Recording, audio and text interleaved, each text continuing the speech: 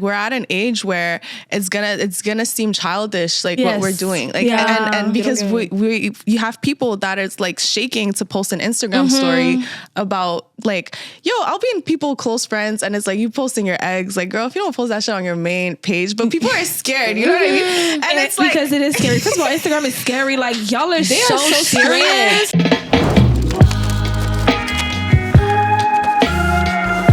Well. We're back. We are back. And we did say we need to stop saying we're back, but whatever. It's like my trademark at this point. I'm not stopping. I am back. And I am Queen. I am Kayla. And this is the Possibly Hating podcast. Where we talk about everything everyone thinks you have to go through alone. And where we love to share our not so politically correct opinions on our lives, current topics, and pop culture. Speaking of, don't forget to send us your possibly hating dilemmas. Me and Queen will gladly assess the situation. And that'll be on Possibly Hating Pod on every platform. Yes. And today, we are not alone. We are not. It's a 3 people podcast. Yes. Again, we have a really special guest because I'm so excited of having her. I'm so happy she graced us with her presence today. Stop it. She's a fellow creator, an artist, half of the Woke or Whatever podcast. I mean, I could say so much about you. Please introduce yourself. I'm Titi. Okay, wait. Which camera do I look into? This one? This one. Not this one. Okay. Yeah. See you. Hey guys, I'm Titi. Queen said it. Creative, podcaster, event curator, poet, all that good stuff. And I'm super grateful to be here. Yeah, I was cheesing the whole intro because I'm not used to being on other people's podcasts. Yeah. So I'm like, okay, look at you guys. I love it.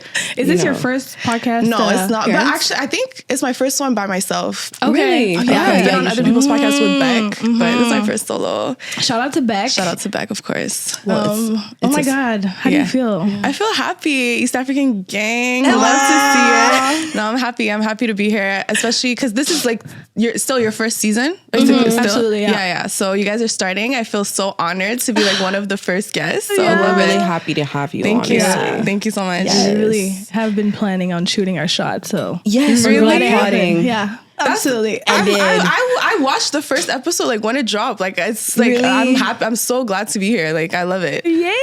And what I like find so organic about you also being on our podcast is I feel like you just naturally like match our vibe. Like even when we came in, like it's like, because you know sometimes when there's a guest you kind of want, of course, to prepare and like it's a professional thing, but there's just this connection that feels like instant. Organic, natural. Yes. But have you guys, are you guys cool? Like did you guys know every guest that you've had before? Yeah. So far, yes. Yeah. So it's like you're the guest, the only guest that is not already in our group of friends. Yes. But we still wanted to have you, even if it's our like first season. Because for now, we wanted to have guests that we know pretty well. Super smart that we though. vibe Like with. just because you're getting started, you get to practice like how to interview people. It's easier when it's like someone you know. Yeah. Exactly. Yeah, no, that's smart.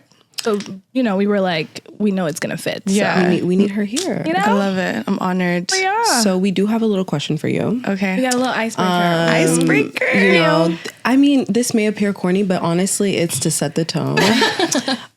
We just want to do like a little, you know, mental health check. Yeah. How are you doing mentally? How are you feeling? I'm good. Generally. Honestly, today I'm good. You know, this summer has been weird. It's been up like a lot of ups. Right. Why are you looking like that, Queen? You Oh, too? no, sorry. Okay, no. I was like, This summer, what did you say? no, I said this summer's been a little weird. Yeah, I can relate to that. Okay. Yeah. Okay. I was definitely just looking at the computer. Sorry. No, this summer has been weird. I've hit some like lows, but some amazing highs at the same time. I feel like sometimes the universe does this like thing where you're gonna like hit the ground, but at the same time like hit the ceiling and then hit the ground again, and then I feel like I've experienced a lot of that. So it depends on the day that you ask me. But today I'm good. The last few days have been good. Yesterday was the 2-year anniversary of Mike Dub. So you're feeling good from last night. Yeah, so I'm good. I'm good. How are you guys doing though mentally? Honestly, all over the place. Yeah? Yes. I won't lie to you. What's going on? I just feel like there's a lot going on.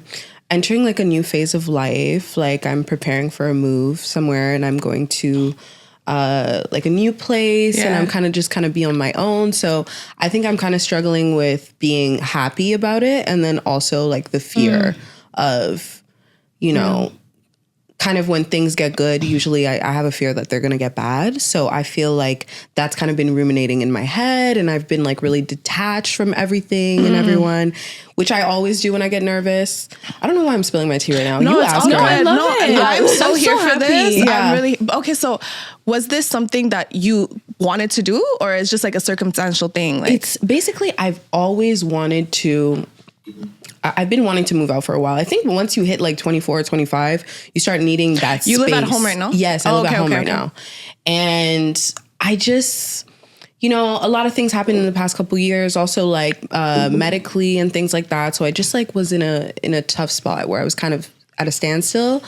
And this year I knew I had to move. I just was nervous about, I felt like I didn't really have anything to give to Montreal at this point. Like I kind of wanted to get more out of my comfort zone. So then there was an opportunity for me to move, and I just took it. Like I literally just jumped. I love that. Like head first, didn't think about it. So yeah. have you always lived in Montreal? I've lived I mean I lived in Toronto when I was a kid, and then I've been in Montreal basically for Okay, so 48 this is like years new because I'm new. 64. Yeah. So. Do not kill me. You know we can't miss an episode. Yeah, elderly. I get it. Yeah, no, we can't stop. I know. Sometimes after 25, it just hits you like, What? Like crazy. Yeah, I know. People start like, But really though, like I feel like it's like a mix of two things. And on one end, I feel like when I was 25, I'm like, damn, bitch, I'm old as fuck. Yeah. Now that I'm 26, I'm like, bitch, this is the sexiest age. No, it is sexy. I feel It's like sexy as fuck. I love me personally. I feel sexier the more I grow up. Bitch. Right? Oh my God, so much. I was at work recently. Like, just a little story. I was at work, and the girl that works with me, she's pretty young. Yeah, she's like 19. Oh yeah. Love 19. Like, Love he was 19. fine. I don't remember anything about 19, but whatever. Yeah. And she was like talking to me about other coworkers. And she's like, you know, they've been here for a long time and they're a little bit on the older side. Mind you, she doesn't know how old I am. She's like, you know, they're like almost 30. I'm like, oh, really? Okay. Oh. And she's like, I'm like, how old are they? She's like, I don't know, like 27, 28. I'm like, you're like, Yeah. I'm like, what the heck? No, but you have to surround yourself by people that are like, Yeah, I'm like, because no, I can't do otherwise that you're gonna lose it. Like what? it's all about perspective too, Right. because when you're 19, of course, I do remember Thinking that 27 was was Yes. old. I feel like that's my karma. Because Yeah. honestly, me and you used to, Yeah, we was on the charge. old bitch's neck. We used to be like, You yeah, guys- time old is ticking. and You got 30 tired. minutes. Yeah, 30. Like we were like, I don't know, you kind of just don't think you're gonna get there. And now I'm like, No, I'm telling you. And now I'm 27 in the club too, you know. Yeah. So right there. I remember the 27-year-olds being lame as fuck when I was 19. So I had a They reason. were weird. I It's had the a reason millennials. to say Thank what. you. No, like you're weird. They Yeah. were Yeah, yeah. so Weird weird as hell. I'm not they even hated sorry. on the young Yeah. girlies. Yeah. A little Because much. you're not supposed to be 27 and beefing with an 18-year-old. Like, Like, how it's much weird. power? No, That's it's a not child. happening. No. It's not happening. Okay, but wait, how's your mental health? I'm so on podcast mode, guys. I'm like, Yeah, you're like interviewing I have to us. stop. I I knew you were have gonna to do this. stop. I have to stop. I knew you were gonna do this. No, I was gonna pick it up. Don't worry. Okay. But mental health. Yeah. I feel like I relate to what you guys said. It's very up and down. Yeah. I feel like this year has been like I don't know. It's like every time something really great happens, I get the time to celebrate it, and then it follows with bullshit. Yeah. Right after. Yeah. And I really feel like it's just like, I don't know, maybe growing pains, just like being more aware of your surrounding. Yeah. Like usually for me, summer was a time where I have no brain. I'm like, it's summer. Like it's fucking, as soon as I see 25 degree, I'm like, I don't care what I do. Yeah. I have no plan. Right. I'm going out at my beach club. You know what I'm saying? Like Yeah. I don't care. Beach club is so specific. No, yeah. Like I'm like, real. Yeah, I need yeah. a pool. I need a drink. Yeah, I just want to relax. Yeah. And I was trying to approach this summer the same way, but my life is not like that anymore. So And it's like you can't really go with the flow like you used to. Like it doesn't. The flow is not kind of going the way that you want it to sometimes. No. Yeah. It's I get giving it. planning. Yeah, I You get just it. the flow. You don't even enjoy going with the flow. It's like anxiety inducing. Right, because you're thinking about the tomorrows, and you're like, Yes. "Fuck, man." Because you're was more this worth aware. it? It's like literally your brain. You're more aware of consequences, and Yeah. you know, Yeah. because I don't know.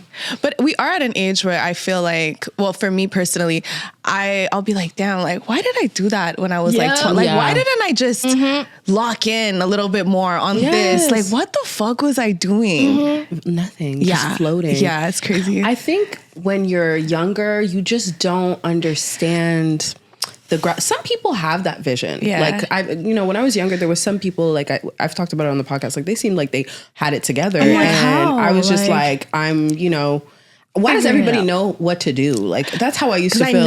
How do you guys know what to do? I don't feel like I ever knew what the fuck was going on. Yeah. Like, but I'm such a day by day person, and that like is such a blessing and a curse, because in a sense, everything you do is truly because you want to, but it kind of bites you in the ass because you're like, damn, I didn't do enough planning. I didn't do enough. I'm such a day by day. I'm like, shit, like I want to do this right now. I'm going to do this right now. I don't think it's going to happen. Like, I'm sorry.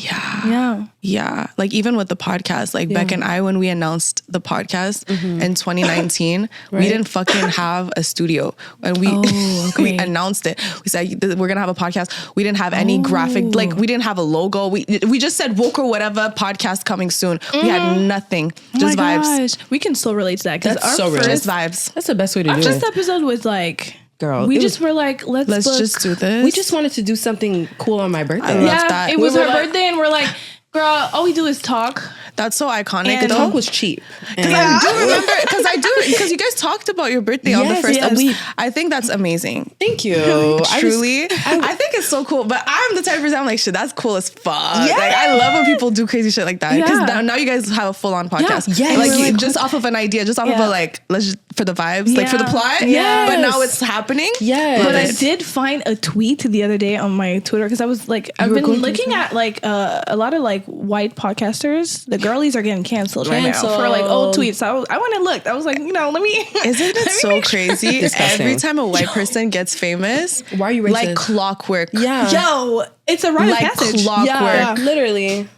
Like, why is it so okay that you have racist tweets? Yeah, it's just there. Yeah. It's just there. And I actually saw the tweets are crazy. No, the tweets are not. This Like, specific not even situation, okay. this specific situation, the one that just happened with Brooke Schofield. Girl, I'm so happy you know about that. Miss Brookie. I'm so chronically online. It's insane. Girl, yes. It's not even funny. And that's why we want you here. Because you're also It's not even funny. Of course, I was following it. Like, I was on Reddit, bitch. Reading that shit. On Reddit. Oh, yeah.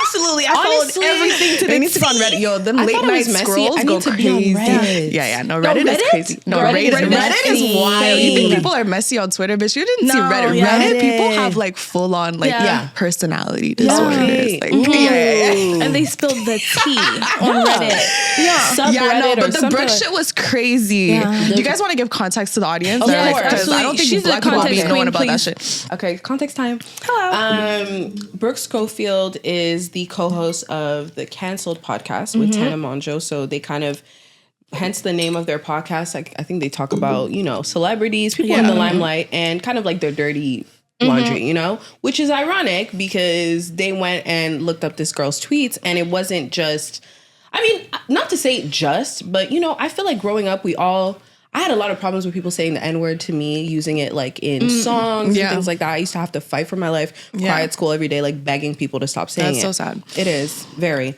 But it wasn't like she was saying that. Like, she literally was celebrating the death of a child. No, she was on Trayvon Martin. Like, not celebrating, but she was just like, basically saying it wasn't a big deal. She was defending George Zimmerman. She was somebody murdering a child. Yeah. And that's wild. And it's like, when you take, and I feel like that's like a political stance, right? Because she got that from someone else. Yeah. And I also feel like, here's my thing. People are like, what are we going to do? It's 10 years ago. She apologized. Like, we need to just move on. And it's like, yes, she learned from the situation, but how many people were hurt by her words? Like, why is it that we need to just get over something like that? So I feel like if you're that proud and loud about your racism, in order for me to actually believe you changed, I need you to educate yourself on these things. I need you to do a 180. I don't need you to come out and be like, I'm sorry. You're not sorry. Like, that's not something that changes over time. I feel like she still feels that way. The tweets were like, people have been kind of like in her comments about the tweets for a minute. Why did I hear about this Tilo Key? Yeah, no, for a minute. But like, it's only because she's been blowing up a little bit. That's what when you blow. She's been having like a lot of clout lately, and then it just, now she couldn't ignore those comments anymore. So that's when she addressed it. So that's why I was like, girl, that apology is fake as fuck. Because it's been like at least a year that people are like, Brooke, them tweets go crazy. crazy. Like delete them tweets. Yeah, and she's like, oh, and then people are like, oh, but she was like 16. I was like, yeah, Trayvon Martin was 17 when he was murdered by the police. Like, come on, I don't really. He's not here with us anymore. Yeah, and like, please delete your tweets, especially if you're sorry, but if you're a white creator. People underestimate what it means to like put yourself out there, be a content creator. Like your business is out, bitch. Yes. Like your business is out. You gotta clean up your past. That's what like, I'm saying. So I'm just glad that I was on. No, yeah, babe. I was when I had to private my high school IG just for the fuck, I was like, hell no. But I feel like we were playing, but like me, it's like Lil Wayne lyrics. Yeah, honestly, me, I didn't find anything racist. I was like, yeah, no, it wasn't racist shit. It's just ever. Like, don't look at what I'm posting. Like, it was a lot of Chris Brown. I had to delete that shit. Oh yeah, I'm super sorry. Yeah, I was Tory Lane's biggest fan, but before you know the thing with Tory that kills me. The thing with Tory that kills me is like, you niggas was not even Tory fans. Like this, you niggas, like I was in the fucking trenches. Tory was my guy. I was listening to every Chick's tape like religiously, like listening to all the like reading the lyrics off fucking Genius, and I cut this cut everything off after the Meg shooting. So when I saw people writing for him like this, I was like, you niggas are not listening to Tory like that. For you guys to ride for him the way that you are, but niggas wake up and wait for an opportunity to hate on women, bash women. So crazy. Like that's sad. Like free Tory. I'm like, you don't fucking like this nigga like that. No, you don't. It's okay. Like I had to delete every song. You feel my pain. Yes. You know what I mean? It's crazy. Oh my God. I want to like jump into something. Let's jump. Because we're talking about that. We're so like going everywhere. Yeah, we're going everywhere. It is what it is. Welcome to the imposter. I'm here for it. I'm so here for it. And I feel like that people love that. Yeah, a little chit chat. They always rambling session. Yeah. Love it. Yeah. Because you find your way at some point. Yeah. No, I get it. But since we're talking about Tory Lanez and them, what do you guys think about Drake? Ooh. How do we feel? Oof. Is this a sensitive topic? Because it's a sensitive topic to me. I'm like grieving. She's at a better place than me in the grieving thing. I've been a Drake fan since like 2000. Like, people don't get it. And it's it's really difficult. Yeah. I've been hearing this about him, to be honest. Like, you know, the whole situation. Because I'm just going to focus, like, as far as like men having their own issues, this one slept with this one's girl, I feel like that's an industry. Yeah, I don't have a comment on that. But the accusations towards him are pretty serious. Yeah. So that's definitely not something I can ever take lightly. Yeah. This is a 37-year-old man. Every girl you talk to is 20. I think it's weird, personally. Yeah. And I just can't get down with it. I can listen to the music. I love Drake's music. I'm never going to bash his pen or bash like his talent, but I'm good on him a little bit. I'm sick. I'm so sick because I grew up on Drake's, like, you don't understand, like, mixtape days. Like, actually, Degrassi days, if you're real with it. Yes, like, me too. If you're real with it, Aubrey, Drake, Graham, you guys were not there. I'm so sorry you were not there. Like, do you understand what this is? Like, it's so hard because I was having... Beck and I did an episode on this. It is unreleased, but we're gonna drop it eventually on hip hop. Yeah. We did a full episode on hip hop. Oh God, I love that. Because it's like it's a complicated thing, especially me as a feminist, because it's like how do you stay strong and firm in your values and beliefs while also wanting to participate in hip hop culture, which is such a like integral part of your blackness, right? Because it's like Drake is not the only nigga. No. If we want to talk like logistics, like you could clear out your whole freaking like playlist. All these niggas got issues. All these niggas are on some fuck shit. Like all of these niggas, like literally all of these niggas, colorist, fat phobic, pedophiles, and it's a complicated thing because it's like if you were to not consume any of that content or try to not consume content of anybody that's problematic, then you won't necessarily have such a strong relationship with just like hip hop in general. True. But it's like hip hop is so fucked. Yeah. So it's hard. But I've been a Drake fan for the longest. I don't support his actions. I try to like not be as out like Drake, like I don't, you know what I mean? I can't do it. Yeah, I just can't. Like I don't feel and comfortable. It's sad, and it's so sad. It's sad. Oh my gosh, but this thing really niggas hit is me. weird. I feel like you have to kind of sit with yourself and where does your where do you stand in terms of your morality and like how comfortable are you to like what's your limit, right? Like we all have a breaking point. Like what's your breaking point? Like for me, as much as like, oh, R. Kelly, like R&B, it's like, I feel like that's kind of like I won't go there. Oh yeah. You know what I mean? There's certain people like Chris Brown, I won't listen to, I don't listen to Chris Brown. And I was a big Chris Brown fan. And I was like, you know what? He's actually, and it's not just the Rihanna thing. Like he has a deep, violent history of abuse against women. It's like a long, extensive history. So for me, it gets to the point after the Rihanna incident, I was still listening to Chris Brown. I'll admit it. And then at some point it just becomes, okay, I think I've reached my breaking point with you. And I'm reaching my breaking point with Drake. But I'll be lying if I'm saying I'm, you know. Oh, yeah, no, I'm definitely listening to Drake. The music is good. Hey.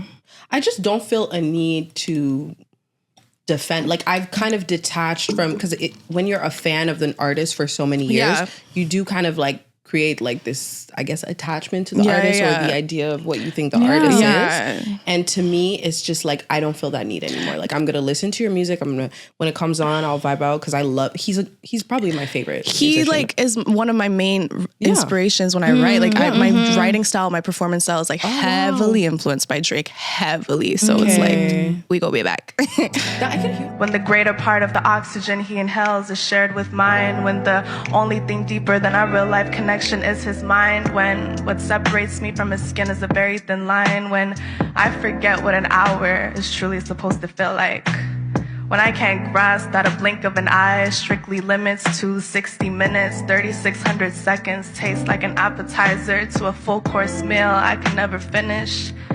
Not because it's too much food, but because I'm trying to savor every bite, type of love that makes me cherish every fight, because at least I get to experience the frustration in person, quality time. I can hear that actually. That people tell me that all the time. I'm like, oh, that's such a compliment, because I really, that's like where I got most of my, at least when I perform.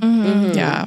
Speaking of writing and music, let's go back to you. Okay. I wanted to ask you, when did that start? When did you start writing? Okay, so I've been writing. So for those that don't know, like I said in the beginning, I'm a poet. I'm a spoken word artist. I've been writing just in general ever since I could write. When we got our first computer at home, I was writing novels on like Word. Wow. Yeah, I used to be obsessed with like romance novels when I was like 8-9 years old, writing like full on novels, and then. And I would journal a lot. Like I had a diary and everything. So in 10th grade, so en Arcade, my school, we had a program where like every Sec 4 student in French class had to learn about poetry, like writing styles, metaphors, personification, imagery, all of that. And the class, like the big project of the year was to write a poem and then present it like do slam poetry. And then outside of class, there was a Sec 4 poetry competition, like slam poetry competition that it was like such a serious thing, like auditions, rounds and all of that. And I fell in love with poetry then. And then I did the competition and I ended up winning. And I was like, I like this. So I've been writing poetry since Sec 4. Shout out Madame Barbeau, because she's really who like got me in love with poetry. Really? What high school did you go to? Cavalier de la Salle. Cavalier de la Salle? Yeah. Oh my gosh. What you know about that? I grew up in La Chine, so I know all about it. Yes, where did you go to high school? I went to Dorval Jean 23. Okay, yeah. Okay. But like, Cavalier de la Salle, I know all about them. Yeah. That's crazy. No one ever, they're like, huh? Yeah, LaSalle people, LaSalle has such a bad rep in the city. I'm like, you guys need to stop. Texas? Texas. Please don't play with me. For the long, I grew up in Verdun. Okay. Yeah. What? That's why you're real. I'm sorry, but people they don't talk about, like, I feel like La Chine, La Salle, Verdun, okay? Yes, we know the rep that it has, but like real ass people come from there. I'm not gonna lie. I know when people like, usually feel Verdun, it. I didn't know. People clown like, oh, like now it's super gentrified, but like back then it was like white trash. But I'm like, no, I had the time of my life. I used to live on Nuns Island. I grew up on Nuns Island. Oh my God. So we would go to Verdun a lot. Like I think my brother played like football there when he was a kid, and it was like, it had a bad reputation. But honestly, every time we would chill there, it was never that bad though. I mean, listen, it was a little shaky. When I think of like my childhood, high school. shaky. When I was like elementary school, high school, I was like one of the only Black girls, so that was kind of hard. Like a lot of racism for sure. But outside of school, I really enjoyed it. But then in Sec 4, I moved I didn't move. I kind of almost got expelled. So I was like, let me just switch schools. Me and my best friend almost got expelled. Stop it. Yeah, we were kind of I used to be a mess and a half. Oh. So, yeah. So we almost got expelled. So we were like, let's just change schools. So in Sec 4, we changed to Cavalier de la Salle. And then I ended up moving to La Salle like the year later. Okay, so it worked out. Yeah. Yeah, so that's where that's how everything started. And then like, so you always had this passion for writing. And so what was kind of like ton parcours after high school? Like how did you figure things out in that way? So when it comes to writing poetry, I'm a very private person just in general. I'm super private. So I used to write in my diary, but when it came to my poetry, I used to write poetry from other people's perspectives because I still felt too intimate to like actually talk about myself and my art and perform it and like let people in, you know? So when I started writing poetry, it was a lot of, I would listen to other people's stories. I would watch a movie. Like one of the poems that I performed at a poetry competition when I was like in Sec 4 was, I used to write in French. I used to be super francophone, by the way. Oh, yeah. Really? Yeah. So okay. it was called, the poem is called Répétition, and it's about Alzheimer's, and I was repeating everything I was saying. I think it's because I saw something about Alzheimer's and I got inspired. I was never writing about myself. Okay. And then after high school, I fell more in love with poetry, with music. And I started to write, I started to incorporate what I write in my diary and my poetry. So I loved doing that, but it felt too intimate to actually present to the world. So I was just kind of like writing for myself, like notepad filled with poems. And then, so I was doing that for most of my, like after high school. And then when I was 21, I got in a relationship with like the most creative person I've ever met in my life, like super creative, like amazing designer, like Afrofuturism type vibe, like, and he, and I was super into social justice at the time. So was he. So we were just like this, like super creative, like we're gonna change the world as couple. That's so cute. Yeah. And then we went to a poetry night and he was like, go on stage.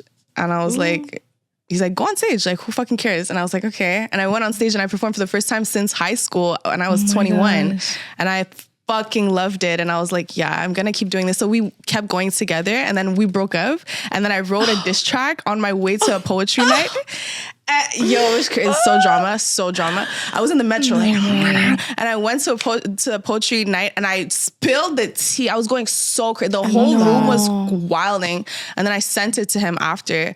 And then I was like, yeah, I kind of like, yeah. You were like, I actually do like it. I was like, yeah, this is, and he was like, shit, you're amazing. He couldn't even hate. Yeah. That's crazy. Yeah, and I was like, yeah, I think I enjoyed it. Like I felt so much relief on stage just saying everything, and I realized that was kind of my release as well because I'm such a private person. But it took me time to get to a point where I would write about my actual things that I was going through because you don't want to be perceived. You don't really want people to know what you're going through. Oh my gosh. Yeah. Nobody wants that. Yeah. So sometimes in my writing styles, I use a lot of like metaphors or like personification or imagery. So you kind of like, it's not as literal. So you kind of, if you can read between the lines type shit, or sometimes I just go for it, but it's such a release. That's kind of how I let things out. And everybody I've dated, I've written about and I've performed about them. You're like the Taylor Swift of Montreal. Like I'll be with my nigga and like he'll piss me off and I'll go on stage and perform and I'm like, yeah, I'm shots fired. Yeah. I'm talking about of course. Everyone that dates me knows. Like that's like it comes with it. No. So you're art, like that's basically you're an artist. Yeah, like, absolutely. Listen, this is my life. This is what I do. So if you want to be a part of it. Yesterday, your poem really hit me. And I remember I just related to it so much. The concept was fronting, you know? Yeah. And I just remember there's a line that I wrote down, girl. Lying. I was like, yeah, no. You took notes? Because I feel like being a creative and just all like showing yourself and like people perceiving you. Yeah. For me personally, I'm going to speak personally, you just kind of have that thing where you kind of want to create a reality that you see on social media. Because for me, I work in social media and like I just wanted to fake this lifestyle because that's what they all do. Is hard. Yeah. And it's kind of like you said in your poem, it's like we do it for different reasons. Yeah.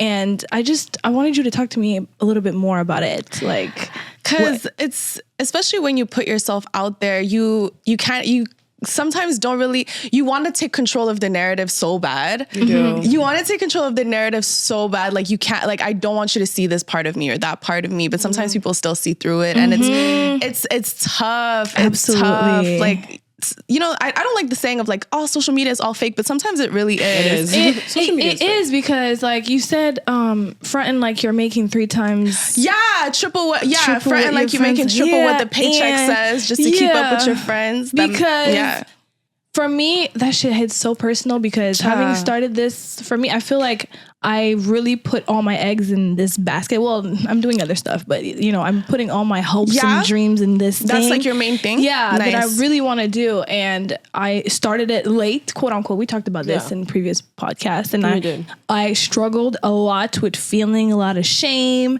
about other people having things figured out. And even if like, I feel like sometimes on social media, it seems like things are going well. The numbers are numbering and this, that, and the third is happening. But behind the scene, I'm having a hard time keeping up with the image that people have of me because they think, oh shit, like you got this, that, and the baby, now I have 2 jobs. No, but clock that's it. I can't do it anymore. I'm having such a hard time with like just work and being real. Just but being you authentic. Do you have like a lot of creative people in your circle, or it's a lot of like 9-to-5ers? I have mostly 9-to-5ers. Yeah, so sometimes it's like hard because they don't, it is. like, it's not to say they don't understand, but they don't understand reality. They Yeah. have a different reality. Yeah. And you're right. I think it's a thing of like surrounding yourself. I was with having this creators. conversation with Beck because honestly, unless you're a creative, especially, oh my God, especially a creative that is not 19 years old. Yes. Bro, because it gets to a point where like, it's gonna seem childish to some people. It like, is. It's like embarrassing. Which is so hurtful. Cringe, so hurtful. But it's like you don't understand how brave it is. Like what I'm doing. So I brave. I always talk about this shit with Beck. Shout out to Beck. I'm gonna talk about her so many times in this podcast. That's like my sister. Let's do episode 2 with Beck. Oh my God, yes. that's like Beck. People don't understand. Like it's not just the podcast. Like Beck is like my sister. Like oh my God. that's like my family for real. But we always have this conversation because she's the person that's the most similar to me ever. Like our brains work the same. Like super like all over the place, but super creative at the same time.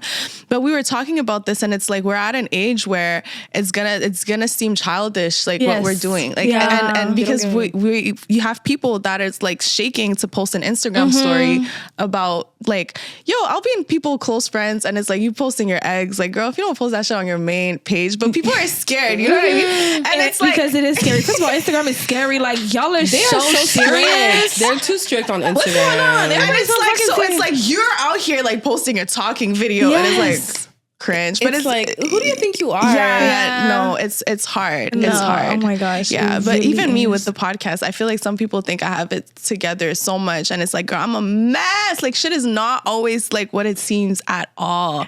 But it's only other creatives I feel that really get it. And it takes a lot of mental like strength to kind of keep up with like how people perceive you doing that. Because honestly, I'm just like, people are buying houses and like getting married, having kids, and I'm like figuring it out in this thing. And for me, it means a lot.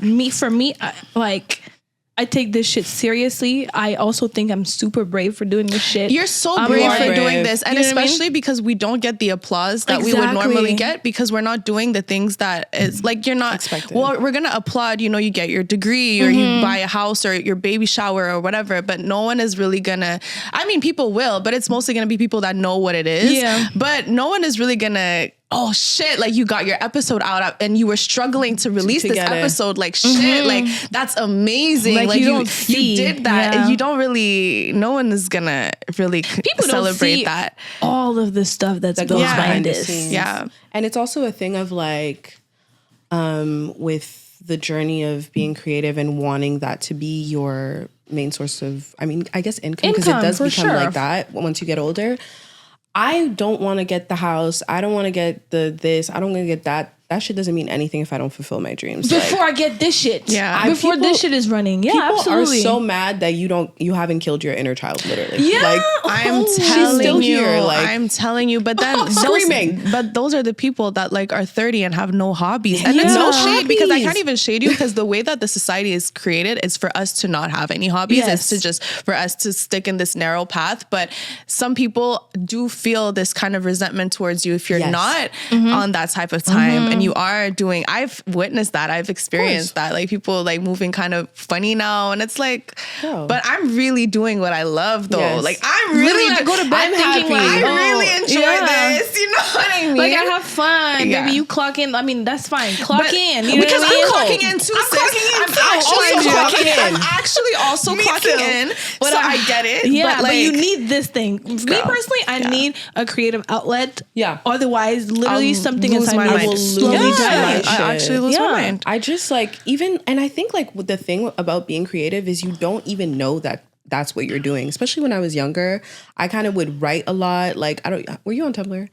I was bit? not because I never understood how I to was- make it work. I'm so I know such You a have the disappointment. Tumblr like I know. I I give thought you were on Tumblr. Tumblr. No, Yeah. I give Tumblr. But it's an old website. Obviously, it's not yeah, really like I was never the with the 2006, HTT, whatever the fuck 2010. you. I I was get like, it. I don't They're like, understand what? the coding shit. I was like, girl. But I was not, girl. It never gave coding. Okay. I had my theme, and She was I was posting just. them. I created writing. like 7 different Tumblrs, and I was like, I don't know how to fucking use this shit. I literally created one, and I was obsessed with him, and I would be on it every day, Love for it. hours, and I didn't even realize how much it was saving me. I love You it. know what I mean? Yeah. Because it was such a hard time in my life, unconsciously, because I feel like when you're sad, when you're like 17, 18, Yeah. 19, you're not really understanding how much pain you're in. Mm-hmm. And it was just such an outlet. I connected with so many people, and I'm like forever grateful. And it kind of started my thing of like wanting to be like an internet personality more so. But I kind of struggle with the structure part of it, which I do in general in my life. Yeah. And obviously with this, like I've had to work on it a lot more, and I'm getting better. Like It's so consistency tough. because you gotta. It's one of those things where if you're not working, It's You like you just have gotta to keep doing apply something. some of that like 9 to 5 Yeah, you shit do. to your career. Hello. And that's what I don't like. That's where you lose me. Yeah, I can. That's where you lose me. Like when I have to be like, okay, on top of everything, and like you have to be consistent, and I'm not, but I'm also like super ADHD. So oh it's well, like, you're talking to the right people. with your honey. sisters a and mess, Literally, like, we're in all this over together. the fucking place. The smallest task, I can't. Brings so much. Thinking about it. Honestly, I saw this thing online. Like stress is my new aesthetic. Yeah. and that's me because me personally, ADHD brings me a lot of stress. Yeah. because I have to function in a world that's not meant for me. Yeah. But also like, and we talked about this again, like being a creative and ADHD, it kind of works though in terms of ideas and doing Yes. things. Like, it's You're amazing. good. And like you probably wouldn't be this talented if you were not Yeah. neurodivergent. Yeah. Right. But then the downside is you miss out on Doing the work, opportunities. yeah. Like, Being late. Yo, Oh, Beck fuck and I, up. we've fucked up so many bags through just not like Girl. missing out on emails. I'm and like so happy you see No, the let's talk about the emails, the DMs. Let's talk about the fucking DMs. It's crazy. It's a No, lot. we've missed out on so many bags. So many guys, when I tell you, I know like That's we real. would be there if so even the fact that like the fact that we've accomplished, like we'll have people whenever we go out, Beck and I, and like we're drunk as fuck, people are like, when's the next episode? I'm like, girl, you are lucky we LMAO, even have some literally shit LMAO. out. Like what are you saying to me? When right we can. Literally, you're lucky we have some shit out. Like, yo, like No. you're lucky we have some shit out. Should be hard sometimes, honestly. And then it's like, we have all these different Life. especially, like it's not even life. Like I feel like as a woman, even when you get older, I really understand why my aunties were so stressed and mean, because I'm like, girl. But I don't if want to it's- be like that. And I don't. How do I not be like that? Seriously. I feel like what helps me is like what I do is it's very small, but I walk like every day. I need my you alone really do. time, Yeah. and I just walk for hours. I love that. Yeah, and But it's sometimes when calm. you're walking, also like your brain is like, that's my thing. Yes. Because I'm like, nothing stops me from thinking. I'm like, fuck. but I feel so much peace when I'm alone. I'm somebody who needs, honestly, I think that's why I'm like piecing out, because I do need alone time. Like, Love it. honestly, Yeah, like, yeah. and I don't get it. And I feel like when you don't prioritize yourself, you're always going to snap back at people because you're really mad at yourself. Yeah. You're really mad that you're not taking care of you. And that's really nobody. problem but yours. Alone time is so tea. I love alone time. Alone time is tea. I love alone time. I love a good solo date. I love that. I love a good. Do you guys do that? No, not enough. Really? No, Solo you have. Are you scared? Honestly, I Like, feel like you wouldn't go to like when a I'm restaurant by alone yourself. is when I work. Huh? If I'm alone, No, I start working on shit. No, I'm like, you have oh, to it's have time a to edit. relationship It's with time yourself. to- it's time No, to- you have to I have a never relationship take- with yeah, yourself that's I know. like purely just like pleasure. Yeah. I love a good I love a good solo date. I love a good like let me take myself out to breakfast, then get my nails done, then go. That's Okay, the nails best. done, yeah. I do that. Okay. But then I'm like, I can do it myself because I love a DIY moment. Actually, honestly, You're my such a alone DIY time, queen. Love that for you. Yeah, I swear, if I love could it. do my hair the way you do it, bitch, you guys would not even bro, That's understand. honestly my alone time. Like I genuinely your hair? love. People are But like, that's- ugh, no, that's- washing my hair. I'm like, I love it. It's just my time to just Calming. like. Yeah. Self-care. Love It that for takes you. like 3 days to do my braids, but like I'm like, So at least you I just didn't watched pay. 6 movies. Like I love it. Yeah. You're not So- on your phone. Like you're just love No, it. I'm just like vibing. Yeah, Yeah. I'll call my friends and stuff, but FaceTime. I have most of it is me and my alone time. so I guess that's no, my I alone love that time. for you. Everybody needs But- that version of that. Yeah. No, for sure. Yeah. But what I did want to ask you, like, because I loved hearing about like how you started writing, but in terms of like career, what was the defining moment where you're like, I need to do this? Like writing. Yes. Or like just even podcasting the- or anything. Like All when your did projects you, that you're doing now, 'cause Yeah. you're doing so much. You do a lot, yeah. Are you like a rapper now, by the way? what's Tina? Anyways, I we'll feel talk about like I've always known that I wanted to do something that required me to be in front of like a camera or people or whatever. I've always been like that since I was a kid, and my parents have always encouraged that because I was very talkative as a kid, and my parents were always like, period, like super. They were always like, they always told me like, you're gonna be the not the black sheep, but the one in the family like that's like doing her own type of thing. Like you're not really like the rest. Like you're always you're gonna be in your own world, and we love that for you. So and everything that I've done growing up, I've always loved creating and doing things that were quote unquote unorthodox. And I feel like everything kind of aligned once I finished high school, and I kind of got into adulthood. I would say once I was like 18, 19, that's when I started to be really into social justice. I'd say when I was 16, after the death of Mike Brown, if you guys remember, Yeah, I do. 2014, like the Ferguson protests. Yeah.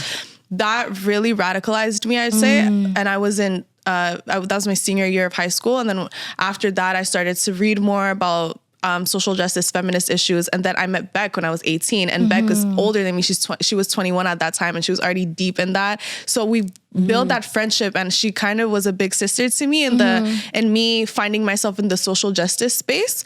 So it organically happened where we were so involved, and we just started the podcast together when I was 21, she was 24. So that happened. And then I think at that point, I also realized the love that I have for the community. So I feel like a lot of what I was doing was community based. So I started the podcast, and then like shout out to for those that remember, but I started Black Montreal Businesses when I was also 21, the same time as the podcast, basically. I started the podcast, and then I started Black Montreal Businesses because I wanted there to be a central source for all Black businesses in the city. So if you wanted to get your nails done, you could see like all the Black nail techs, my God, that's literally Black amazing. hairdressers, Black photographers. Yeah. So we all had like so I created an Instagram page for that. So it grew super fast. I had a website and everything, but I was so overwhelmed. So I dropped that in like 2021. But that happened for a few years. That was really, I loved it. And then that's around the time where I was writing more through the relationship, like because the relationship that I was in with the creative guys just pushed me to do that. And yeah, so I feel like everything came together. I was forming my identity and like my early adult years. I was like, yeah, I'm a creative. Like I want to create. Like I want to create. I hate school. I was dropping out, Literally dropping in. Like I was in and out of school like no one's business. Yeah. And at some point I had to sit down with my mom and be like, this is not for me. I can't do it. Like, still? love you, boo. No. Did you finish school? No, I'm not finished. Well, I What's finished finished? CJEP. Like CJEP? You Yeah, I finished finished CJEP? CJEP, and I did a couple years like university, and I'm still like registered. I think I'm on a break right now, even with the move. Like I'm taking some time. Bro, I haven't been to Concordia in like years. I still You were in owe Concordia hella too? bread. I owe hella bread. Really? Swear to God. But it's like I feel like with school, I burnt like I think I even had a conversation with my my dad about this, and I got emotional because I'm like, to be behind for I don't know how many years, and I internalized all of that. It's just hard for me. Like I have trauma with school. Literally, I'm traumatized. Too. Oh my god! Like real shit. I'm traumatized by that. Were shit. you good in school? I was good. I did well. In like I think I meant like writing and things like that. Same. Like I used to eat. No, don't even worry about that. But then you put when me in math class, girl. Me too, girl. Yo, I was in Sec 5. I was in Sec 5 math de 4, sciences de 4. Yeah. Me, I was in a freaking program. Because my parents were like, we're gonna.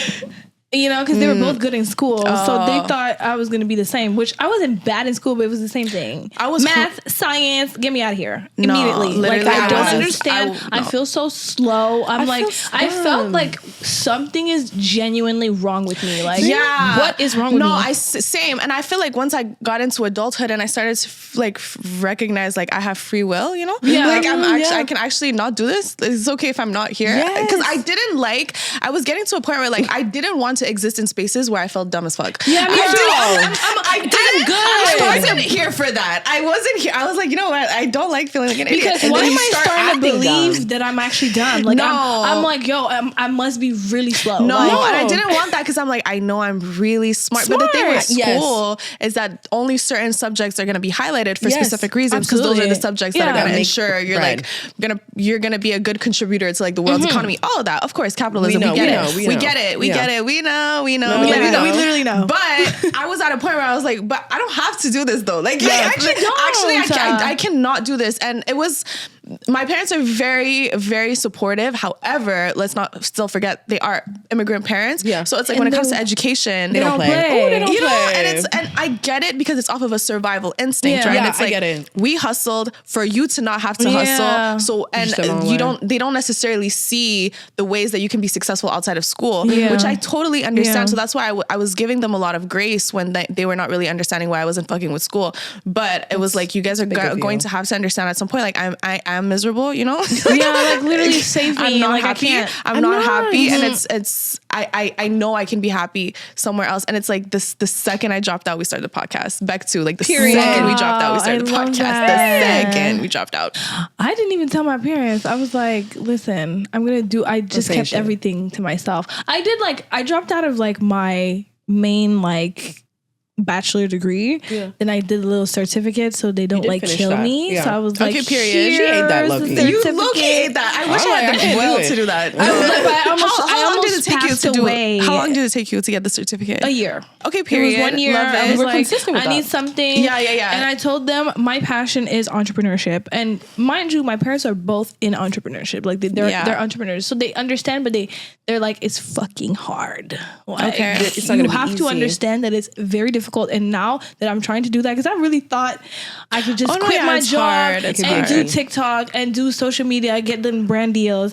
But like you can have a month where you have 5 brand deals and have a month where there's no brand deals. Like, you have no money. Get back to work. Yeah. You know what I mean? It's not as easy as like sometimes you just tune in, you go on YouTube and they sell you a dream. I'm sorry. They're they like, make you feel like I put everything into this, and I'm like, I tried, but I had so $37 for 1 month. Like, what's going on? like what's going on? And it's so hard because when you want it to be your main source of income, you start chasing the bag so much that you kind of don't even love it anymore. Like, I was getting to that. Honestly, I just got out of that. I needed to stop. It's tough because I wasn't enjoying doing it anymore. I was just like, and then I don't post for like 3 months. But it's real. That's why you have to like lock in sometimes and like remind yourself why you're doing this. Yeah. Because it's like, it started, some people are like doctors and lawyers, and it's mainly because they want, money. And some people it's genuinely their passion, but a lot of people it's because it's for the money. But initially when you create 90% of the time, it's really because it's where your heart is at. Yeah. So it's really important to not lose that, because then it's going to show in how you create as well. It's like, oh yeah, she did that for a check. Yeah. It wasn't. It's not genuine. It do be showing. You could tell. I do have a few content where I was like, I saw a girl with a braided wig. I was like, girl, how much they paid you? One thing about the braided wigs. How much they paid you, mama? The braided wigs though. Girl. I refuse them. I refuse the braided braided That is wigs. crazy. How much Like, I need no. the braided wig. Don't do that again. No. But I'm not gonna lie, the wigs are paying the bills. Like No, I'm I'm not not even gonna hold you. Like I'm the just check like, is you right. know. You know what I'm saying? Watch Now you know you're not leaving the I'm house. gonna be Watch like, me. No, I best get wig you. ever. I'm Yeah. so sorry. Yeah. But then also, like, it's interesting that you bring up your parents, because I love that, like, they always kind of told you about yourself. Like, they saw that Yeah. light in you and they were, like, trying to guide you through it. And you have such a good support system, because I think in this journey, support is the most important Yeah. thing. And I feel like it's something I lacked a lot. Also because I just didn't open up to my family. Support from family, support from friends. Friends love me down. Friends, like, honestly, That's I have the best amazing. I friends love in the that world. for you, for real. I have no complaints about That's my friends. I've been good. immensely blessed with friends That's and good. family too. But, you know, I feel like I'm the oldest too. So it's kind of like you're doing the, like, what example are you leading? And I'm like, I don't exist to inspire other kids too. Literally, Like, like- I also exist as an individual. And I think I had so much anger during my teenage years because I just felt so misunderstood. Yeah. Like, internally, that's my whole thing. Like, so misunderstood. No, me too. I felt misunderstood as a teenager for sure. Even if my parents were super supportive, but when you're a teenager, you're also kind of like an asshole. Like You're a dick, yeah. Yeah. And you're like, and this is deserved. Yeah. You've been whooping No. my ass for 10 years. I get that. I'm mad now. Yeah. No, I'm actually upset now. yeah. But no okay, so shade. do you feel like your family is supportive now, like your parents? I feel like they're getting there, because I feel like when I first started doing the podcast, it was kind of like, Yo, we had a like, Oh, really? we had a situation. yeah, we had a but- situation. Is it that- from something that you guys said on the podcast? Yeah. Oh, they listen to the podcast. Girl, My mom they be commenting. listen. Your Yo, girls is so Yo, real. that's love good. you. I would die for my parents. No, me. Yeah, like, y'all- they don't watch it? No, I like when I started. You the guys' thing, podcast is so like. but the thing is, it's like I don't curse in front of my parents. We're really close, but I don't be cursing. I get it. I don't. I have that level of like, let's real. not do that. Like let's not do that. So, Yeah. but also when I started the podcast and I told them about it, the first episode, they were like, let's listen to it. And the first episode is like, fuck bitch, fuck. Yeah. And they were kind of like, okay, are you comfortable with us like listening to this? And I was like, I don't think I'm super comfortable with you guys hearing that. And they were like, okay, so whenever there's an episode that you're comfortable with us hearing, like let us know. But we don't want you to feel like you have to filter yourself when you're recording, thinking my parents are listening. Exactly. So we're just never gonna listen. And whenever you want us to listen to it, like send us the link. And I was like, cool. Because it is what it is. At the end of the day, It is what it is, Our you know? own people now. Yeah. And I love that, because it's like you don't. I've as much as our podcast is very educational. Like if you really listen, like we said, Y'all be talking. So But as you should. And I feel like that's also your personality. It gives real. It gives. yeah. I don't know how to like not be myself. Honestly. Yeah. But isn't it easier when you do it with someone? Because for me, I between me and you, honestly, when I'm on camera and I'm doing this, I really need you there with me, because I always feel like you're more comfortable showing your personality. I have a bigger personality outside of the camera, and I've had people, even you told me, you're like, But oh, you're I getting did more and tell more you comfortable. seem more comfortable. And it's not even to say that you were not good. You're very good. I feel like honestly, because I know what it is to. I was like, no, they did great. Yeah. They did great. Like I listened to the first episode, they did great. Obviously, some little things to improve, but I was like, this is a good episode. Yeah. But as I think when I saw like the third one, I was like, Queen, like you really seem to be more comfortable. Yeah. You've noticed too, right? Like she started opening up. yeah, but it's hard, and and I say this all the time because people think I'm very brave, and granted, anybody that is a creative is brave. Yes. Yeah. Everybody that creates is brave. Everyone. However, I think people tell me that people think I'm braver than I actually am, but almost till now, everything I've done creatively has always been in a partnership. The podcast, Black Montreal Businesses, I did it with my friend Shirley. Mic'd Up MTL, I do it with William. And it's so much easier when you have that support system of that person that is doing the exact same thing at the same time as you. So like if you're getting like hate, you guys can go like experience that together. Right. Any hurdle, you're with someone. You're being perceived, but you're not being perceived by yourself. Yeah, You got exactly. your friend with You you. have someone You to- have like that safety blanket. Yeah. And me right now as a poet and as an artist, I'm growing as just Titi the writer, and it's so weird, and I'm so uncomfortable with it. Like I'm learning to love it, but it's so different. Like I'm recording and and then it's like, okay, like this is just me. Like And you're it's also on the podcast right now, just by you. myself. And I'm like, damn, like it's your own like brand. Your yeah, own, and I've never done this before. As much as I've been creating for a really long time, I've always done it in a duo. I'm always hiding with someone. Like I'm with someone. I got someone. Always. So yes, I'm doing this, but it's so much easier when you have someone with you versus you're by yourself and you're calling the shots, and it's like, it's different. Yes. Yeah. But you're doing amazing. I could not tell that you always do things alone. You're just such a unit by yourself. Like even yesterday, t'es juste sûr de toi. Oh, honestly. thank you. Yeah. And speaking of yesterday, loved the event, loved it down. You guys are so real for coming, especially the day before the interview. Like people say journalism is dead. Like are you tired? Clocked like this. Clean the fucking. Mind you, I haven't looked at my notes, but no, I'm crying. And I was the like, food? Sorry to bring like tore it clean. Yeah, I know. Shout out Vision Gourmand did that. Shout out. But you know, I love that you guys create that space for people. my I God, can thank tell. Even when you watch somebody, do it's so intimate. Yes. You feel like you get a piece of who they are, and it's a safe space. Like, I don't know, there was something so emotional. One thing about me, I'm so emotional. I'm like, that. And it just got me choked up all the time because I was just like, it's just so beautiful that people get a space to do that, and you created that. Thank and William, you. Like, it's really fantastic, and I'm kind of mad that it was my first time there, but whatever. I'm pissed. But I was like, definitely coming back. Yeah, like, you have to. No, we will come back. You have to. No, is that hard to create? Like, but but at the same time, I try to everything I create. I am my first target audience. Like I do it for me first. I like that. Yeah, because it's like it's a lot of work. I have to get something out of it. So the podcast, for example, when Beck and I started it, we were in a deep process of deconstructing, and I was like, I need this for myself first, so let me do this for me. Yeah. Same thing for Mic'd Up. I wanted to perform more. I wanted to put myself out there more, and I was like, I need this, and I need to be surrounded by creatives. I need to be around other creatives, especially because I'm like an adult now, and it's very important for me to form a community of creatives. I love my 9-to-5 girlies, I really do, but there's certain things that you won't get, and I need to be around people that get it, because it's like this shit is hard, and I need community. I really need to get on that type of time too. Community is so needed. Really so it's like I needed this. I really needed that. So that's why I created it, and I was like, I need it so badly, for sure other people need it too, So that's where it started. So that's really where the love for what we do comes from. William too, it's really from us wanting this badly for ourselves, and we've improved as writers. I met Will like 5 years ago at a poetry night. Like that was the night I performed the diss track for my ex. Ooh. Yeah, I met him that night, and he was like a nervous wreck about to perform, and like now he's like super comfortable on stage, and like you grow as a and we've seen that through the artists that we've had on our stage, because we've been doing this.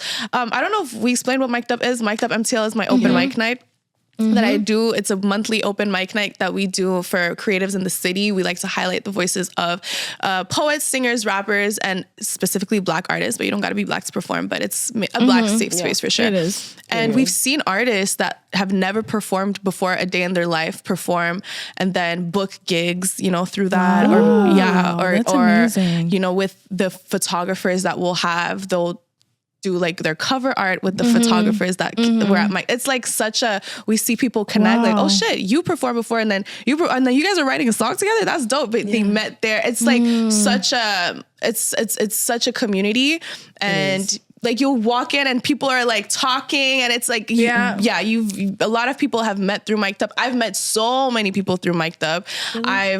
I started recording because of someone that I met at Mic'd Up that got me in the studio. You know what I mean? Like so that's why we created it, and that's where the love comes from. And I think that's why it's something that it's been 2 years. It's been a lot of ups and downs, but when you see the fruits of your labor, it's worth it. It's incredible, right? And how's that going? The recording, like this is something very exciting. So new, so nerve-wracking. I have like the biggest imposter syndrome when it comes to this, so much. That means that's something that's good that you're making. Yeah, you think? Yeah. I feel like imposter syndrome is part of I'll let you guys listen to some snippets after. I swear. Please. Yeah. Please. Because I remember the one you dropped on your birthday. I was like, okay. Yeah, that was crazy. God. No, I'm having a good time. I got in the studio for the first time in January. Shout out to Parfait. Parfait got me in the studio. Parfait, yes, I know who that is. That's my sis. Shout out to her for real. Like, honestly. And she's doing her thing too. Oh my God. Love her. She's amazing. Such good stage presence, such a good voice. She's going to make it for sure. Yeah. But yeah, so I started recording. I've always enjoyed rap a lot, but more like to listen. But you know, I'll do a little 1-2 just in my room, but nothing too crazy. And then I started to record. I started to record like spoken word over beats. And then I was like, okay, let me try to like ride this beat in a more rap kind of way. And then I started to do that, and I fell in love with the process. So now I'm in the process of recording a spoken word EP with some sprinkles of rap in it too. Okay. So yeah, it's fun. Do we have a date, or you're still so just exciting. creating? 2025 for sure. 2025. So But exciting. that's what we have so far. Well, Girl, I'm that is excited so for that. exciting. Yeah, it's Yeah. fun. That's big. It's fun. It really is. Yeah. It's like nerve wracking though, because I'm by myself doing this shit, and it's like unmarked territory. I don't know. I've been added to like women, like music groups and stuff on Instagram, and I'm like, I shouldn't be here, you guys. Like, I should not be here. I'm still like processing it because it's different. I've never considered myself a musician, but I guess, you know, like I have to connect with producers now, and I'm like, what the fuck? You know that's the part where I agree with the fake it till you make it thing. Yeah. Like, Yeah. don't fake who you are, but you kind of like this whole imposter syndrome. It's going to happen a lot. Yes. And you're going to have to just act like you know what you're doing, or Yeah. you like, you know, I mean, at the end of the day, you have to know who you are. And But you know, promoting yourself is so embarrassing. it's so, Like, let me It is. tell I you. hate it. Let me tell you. And I'm gonna say what I'm gonna say is gonna sound maybe like cocky, but it's really not coming from that type of place. But I feel like everything creatively I started organically, like blew up, like naturally. Like I didn't really have to do much. low key, that's true. Yeah. I'm not gonna lie. Like Yeah. I've been really blessed. I've been really, really blessed. let's It's be what you're honest supposed here. to be doing. You're in alignment. Yeah, Yeah. I've been really blessed. The podcast kind of just picked up on its own. Like we didn't do much promo for it. It just blew up. Mic'd up, same thing. The first event went crazy, and it's just been up from there. Black Montreal businesses as well. So I've never really had to like, please like go like. Yeah. Go, and when it comes to me as a poet, yes, I have an audience through Mic'd Up, but it's still just Mic'd Up. It's not like. If you're gonna be an artist, you really have to put yourself out there. And I'm by myself doing this, and I'm like, child. But I'm also in a space where I want to stop thinking everything is embarrassing. Yeah. That puts like so many hurdles. It's hard to unlearn, to though. think that everything is embarrassing. Like you can't be a creative and be embarrassed easily. Like you're gonna fail. Every single time. How do we change that? Because also I get embarrassed easily. I'm Yeah. like embarrassed right now. Like Kayla be getting I'm embarrassed. like, do I look stiff? Like I'm literally like always No, like I swear. But it's shame. It's internalized shame. Yeah. And I think a lot of the way I was brought up is kind of like to get you to do something, it will be like a shame thing. Yeah. Like, you know, if you don't do this, then you're this type of person. Yeah. And it's just like you internalize all that. And then we actually talked about it on a previous episode. Like I used to kind of like put that on people and the shame because You we would talked about project. We talked about our hater era. Hater era. Do you feel like you had a hater era? Duh. I had Okay. such a Real. I had the biggest Real. hater. Like, Talk okay, about girl, it. why are you posting that? Like, and I'm like, okay, Yeah. That sounded so Absolutely. natural too. I can tell you said that before. I've definitely said that. Trust me, it's right there. No, of course, but it genuinely comes from like I wish I was doing that type Absolutely. of place. Like for When real. you're Maybe real with I don't wish I yourself, was doing exactly that, but I wish I had the balls to be Yeah, doing same. crazy shit like that. Like I could do it better, but it's like you're not doing it though. but you're not doing it though. Exactly. But So you're not that's all doing it though. talk. Yeah. And when you finally do it, you're like, yeah, I was a hater. Yeah, Like, I was a I hater. could have just done it because there's I used to space hate for on me people too. that would post themselves just talking on camera and shit, and it's like I wanted way. to do that so bad. Yeah. Yeah. Look at that.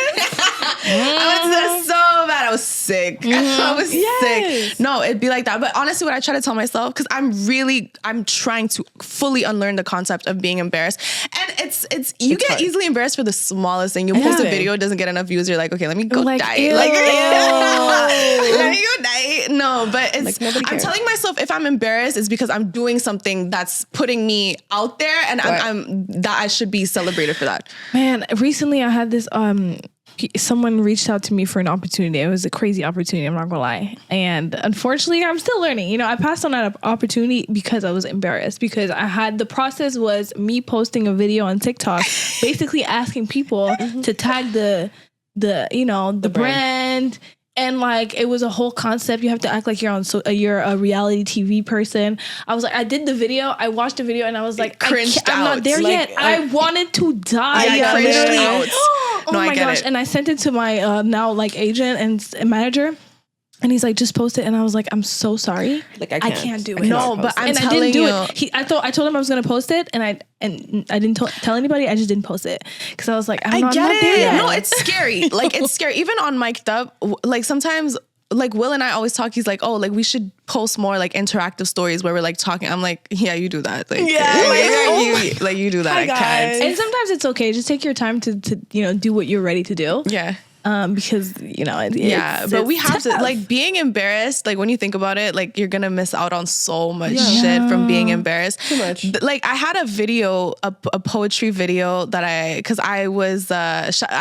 actually did that with Naomi too. Share Your Piece in Ottawa. We were booked to perform there, and I performed, and I was headlining that event. That was my first time headlining ever, and the videographer sent us the footage, and I was like, child, this is so fucking embarrassing. I don't even know what the fuck was I was like, this is so cringe. Girl. But sometimes you can't point it out. You're just like, all of it. Because you're trying. Because it was a poem about love, and it was just like, I don't know. I don't know why I was so embarrassed about that video, and I was like, damn, but I want to post it, but I'm so fucking embarrassed. But I sent it to my friend, and I was like, do I just post it? Like, this is so embarrassing. She's like, girl, just post that shit. Your friends are always gonna say, just do it, and it went which is good. viral as fuck. Like 2 million views. No way. Yeah, 2 No way. million. Shut up. No, I'm telling you.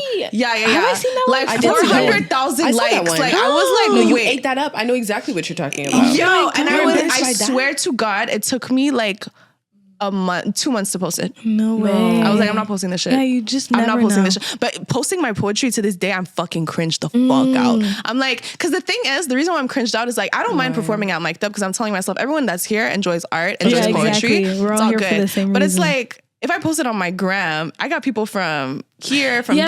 Sometimes and they're like, bitch, with your deep ass shit, get the fuck Yeah. out. It's like, no. We started using Instagram like Facebook. You know what I mean? It's like more of like people you know. Yeah. So there's people that really don't get what time you're on They right don't now. get it, and they're like, what? You're doing what now? Like, okay. what, babe? Def Jam poetry. If you don't sit down. Like, Literally, get and a job. Yeah, no, I can't. I just bought a house in, I don't know, County No, I'm like, you don't get it's it. for you. I'm like, not my old coworkers from 2016 seeing me on stage talking That's what I'm about my saying. heart, and I'm like, no, Yes. no. Because they killed theirs. Honestly, I'm done being Oh, embarrassed. okay, that was so deep. Okay, no shade, but like obviously that's general. girl, it's possibly hating. It is, Please. and it's not possible. It's very much hating. apparent. But honestly, like I just cannot. I was so unhappy because I was comparing myself to people that are nothing like me, don't have the same goals, don't have the same interests. Why am I not like them? Because I'm like myself. And honestly, I'm so happy to be here. Like, it's the relief I feel now is unmatched. Like, I can't go back. That's the thing. And like your confidence grows because you're showing up as yourself, and like that's how you're showing up as yourself. Like being yourself is your art. Like I don't know, it's something so. I feel the more I tap into my creativity, I feel like the more I tap into my confidence, the more I tap into knowing who I am. I set firmer boundaries with other. Like you really learn about yourself through putting yourself out there like that. So yeah. Let's talk about something else that you mentioned earlier. Okay. Hate. Yeah. Hate comments. Hate comments. Have you ever experienced that? Girl, Especially, really? really? So, oh my God. Thankfully, I haven't experienced it on a personal level. Okay. Like just people coming for me. Right. But I've had it, people coming for me, yes, but through the podcast, which for me is never that deep when it's through the... Okay, when I got my first hate comment, that shit was like, oh my God, let me delete the podcast fully, like the whole podcast. Yeah. But the reason why it didn't affect me that much is because my podcast with Beck that I do book or whatever is a race and feminist podcast. So whenever we would get hate, it was mostly from white people or from men. And I was like, the way I don't even give a fuck about y'all. It's like you're really, not the audience. Yeah, it's not really for you. Yeah, and like, bye. when we were going super viral, I was getting, and at that time I had a shaved head, bald ass bitch. What? And I was like, bitch, That's I'm bald crazy. by choice. Okay, my hair grows. If you don't pay. But even then, there's nothing wrong with being bald. But Nothing Yeah, wrong. so that used to kind of hurt. But the comments that hurt me the most was coming from Black people. When it comes from your peoples, Girl, I know y'all got some tea from me. that's exactly what we When experienced. it comes from your people, I'm so sorry. It's hard to turn the You're just other cheek. deep. It's hard to turn the other cheek. I'm so sorry. Like, but And sometimes when I see people getting ate up online and they're so like unbothered and like fuck the haters, I'm like, damn, you feel that? Yeah, because you have to respond. Yeah. I genuinely, it doesn't hit me on some I can't sleep. Maybe because it hasn't like recently. Let's put it in context. Talk to me about that. Yeah. We posted a video, A little clip of our previous podcast with our guest, Yes. Slim Bapo, and we were talking about, it was a little joke moment, but it was real. It's a joke. He said something like, I was like, we're never beating the East African Drinking allegations. And he's like, yeah, we're alcoholics, blah, blah, blah. Girl, we posted that. It's doing numbers, Yeah. but the people in the comments are like, nasty. Well, I looked We at had the to delete stats. comments. It hit Kenya specifically. And What? honestly, let me tell you something. We were getting nasty, racist, like, the very ethnic, like, weird shit. Yeah, like the weird ethnic stuff. You guys are East African. You guys are not East African. Are the East Africans in the room with us? Who is we? Futurism, It was girl, hella crazy. weird shit. And my thing is like, 50 of you left the same comment. Get creative. Who is we? Who is we? Who is we? Did you not read the 50 other comments saying the same thing? Okay, it was really going. They were going in. Yes, and I am crazy. not a good person. If you get in our comments talking crazy and you catch me on the I wrong had to day, tell her, no, let's not even give the same energy but back. We don't have to do that. we did respond. No, it's hard we not to. responded a little bit. We had No, I get it. Because one thing But about one word, yeah, just no. one word. You like it's hard sometimes to not say. People think like, oh, just ignore it, bitch. Wait till like happens to you. Yes. Because I know that before that you would have been like, oh, like fuck a hater, like Fuck I'll a just hater. ignore. No, when no. it happens to I'm you, not like. Wait, no, Yeah, like actually, like, let's go. Let me tell you Let's about go. yourself. Yeah. And they all everybody got amnesia. Now East Africans don't drink. Like, girl. Right, like let's Like, be honest. please. Maybe we might have generalized, but like first of all, It's a thing. once again, it's a thing, guys. Come It on, is. Like, let's not are you- BS. the thing with the internet though is like if people have this this desire to be smarter than the next Yes. person, and they'll The nitpick one-up thing. everything. Yes. Like like you'll post a video like I hate slow walkers, and it's like, but what about the people with disabilities? And it's like, bitch, you know damn fucking You know what I was trying to well, say. I support I'm not y'all. talking about that shit. Like, stop nitpicking everything. It's just this desire to want to seem like morally Catch superior, you. like Yeah. better than the next person. It's like, girl, yeah, we're East African. The allegations is there, and like we all know Come about it. on. Like, let's not act dense. Yeah. Let's actually not act dense. Yeah. But that's crazy. Are the East Africans in the room with us right now? Oh, It's in the room crazy. with us. They're right That's here. actually It's crazy. Yes. I'm like, I've never so had to crazy. prove. Like, just look at the map. I don't know what to tell you. I Like, just that's don't such a think crazy comment. That's such a crazy comment. they were saying some crazy stuff. that's wild. And it's divisive and it's weird and it's like, but it's And like, I really thought we were done with that shit. Like, let's But be it's done so with that crazy because shit, like you guys are posting it trying to have a key, and like, you it's guys like are it's a like, it's joke. actually there's serious matters going on. Like Yeah. Kim, there's people that are dying. Dying. Yeah. Oh my gosh. when we replied and we were like, this is boring. Yeah, we were like boring, Yawning. yawning. Yawning. Boring. Lazy. We literally said yawn and boring. Those are two replies. Two words that we answered. No, that's crazy. But Come up with Yeah. something else. If you're gonna insult me, like That's make it fun. crazy. Yeah. Yeah. Anyways, I feel like on a fait le petit tour de our journey and our creative, Bag. Yeah, creative bag. Do any of y'all have something coming up? Like, what's next? Like, I know it's giving very much like complex, but what's next? What's next? You have your 2-year. You just celebrated 2 years. Yes, we just celebrated 2 years of Which is Mic'd huge. Up. We got some fun things with Mic'd Up coming, some interesting collaborations that I cannot share yet, but things are, growing. We're heading into year 3 now, so it's gonna some is exciting crazy. things. Yeah, some exciting things coming up with that. We got some Woke or Whatever episodes recorded that we're gonna drop. I'm not gonna give a date because Don't. Yeah. It We be we like that. messed up so Yeah. many times by giving dates. Like, Yeah, we don't give dates. no, Yeah. rookie mistake. Don't do that. So, yeah. because Maybe you don't drops know 4 days later. Yeah, how we learned. life We is did gonna learn. life. Yeah. You don't know how. It's crazy though when you have your podcast, Yeah. right? Shit is not like what it seems. You Yeah. can't It's just be really not dropping easy. Yeah, just no. to People who like when the people are like, oh, are you gonna drop every 2 weeks? Like, girl, like I don't think you like, get it. girl.